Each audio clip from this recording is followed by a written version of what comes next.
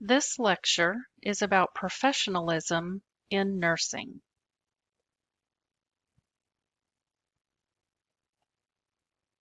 These are the learning outcomes for this lecture. Professional development or professional growth is an expectation of all nurses, and it's also a part of the ANA Code of Ethics for nurses. Many states require continuing education in order to renew your license. So when you complete this program, you will sit for national licensure and you will have a license in a particular state.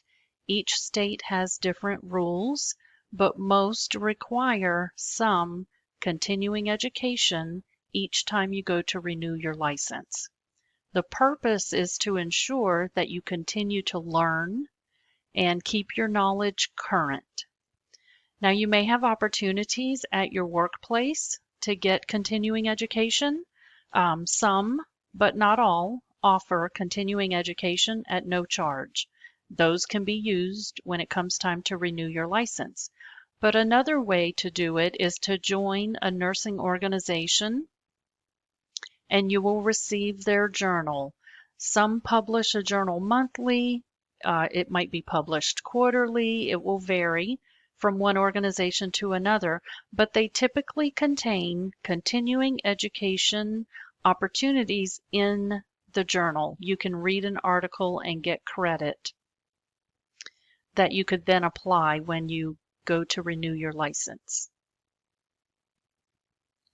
These are some famous nurses who have made a big impact on the profession throughout history. They've accomplished some great things and serve as role models for our profession. So you should be familiar with these. Not that you need to memorize all of the dates here, but you should be familiar with the important people who have impacted our profession. In case you didn't realize it, as a nurse, you are a leader. People will look up to you as a nurse. You are expected to take accountability for your actions. You have to keep in mind that you are responsible for another person's life and their care.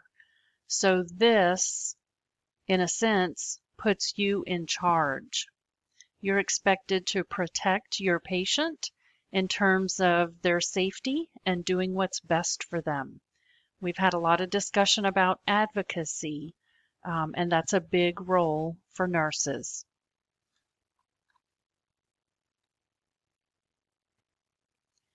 Just think about how the profession has changed over time. It's been tremendous. In the beginning, there was no formal training. It was just OJT. Then, at some point, diploma nursing came into play, where schools and hospitals partnered to train nurses. Now you have formal nursing schools with various degree levels. You all are starting out with an associate degree. You can advance to get a bachelor's degree. You can get a master's degree and even a doctoral degree. Also, the definition for nursing has changed, and there are just various ways that people define and explain what nursing is, right? It's a caring, it's an art, it's science, it's patient-centered, holistic, it's adaptive, it's about health promotion, it's about helping people, it's about healing people. And today, nurses can work in so many different settings. In the beginning, it was only the hospital, but think of all of the different settings that nurses work in today. That just exemplifies how much the profession has grown and changed over time. So here's the definition of nursing today. It's pretty broad. Nursing is about protecting, promotion, optimization of health and a patient's ability. It's about prevention of illness and injury. You're alleviating suffering through diagnosis and treatment of the human response to illness. And it's about advocacy and care of individuals, families, communities, and whole populations. Now, this is another thing that we've discussed in other lectures. Part of professionalism is recognizing and following the chain of command. If you discover an issue with a coworker, such as drug diversion or coming to work impaired, you must follow the chain of command for reporting what you observe. By doing this, you are protecting the patients from the other nurse, the person who is impaired. Your primary role is taking care of your patient, right? But if you notice someone else might be impairing the safety of other patients, you should report it to your supervisor, such as your charge nurse, so that they can handle the situation and protect the patients potentially in danger. So, as I said, you're getting started. You are just getting started here with an associate degree. But as a nurse, the world is your oyster.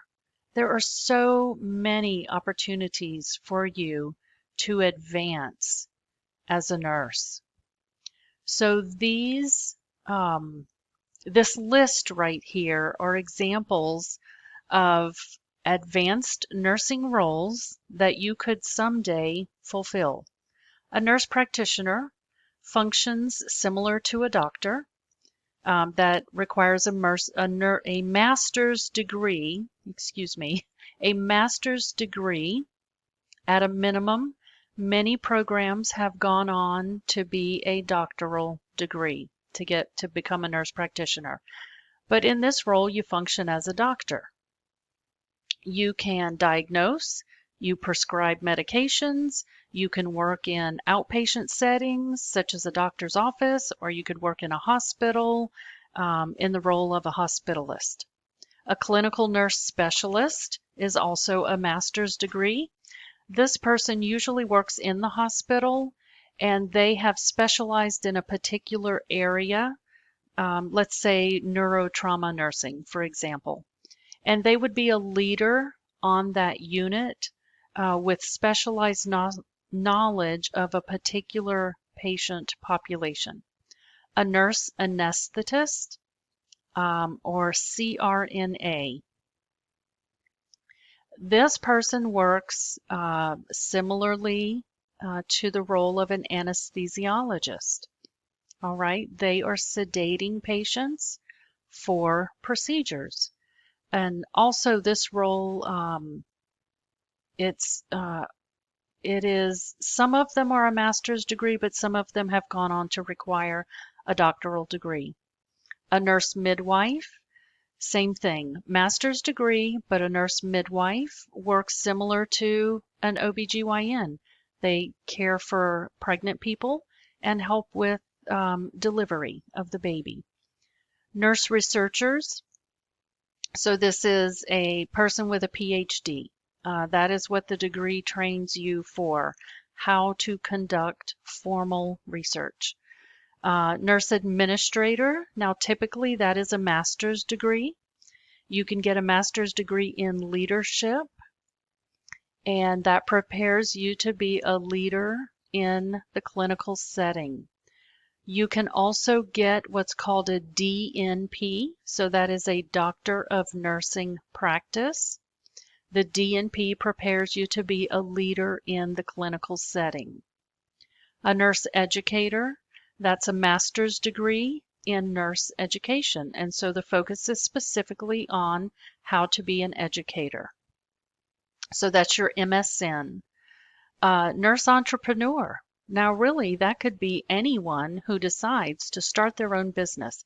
There is no specific education level that is required for starting your own business. And a clinical nurse leader, again, that's another master's degree where you are specializing in a particular area, clinical area, and they usually work in a hospital and they're a leader on a particular unit. So that's just an example of some of the few roles that you could pursue as you continue your education.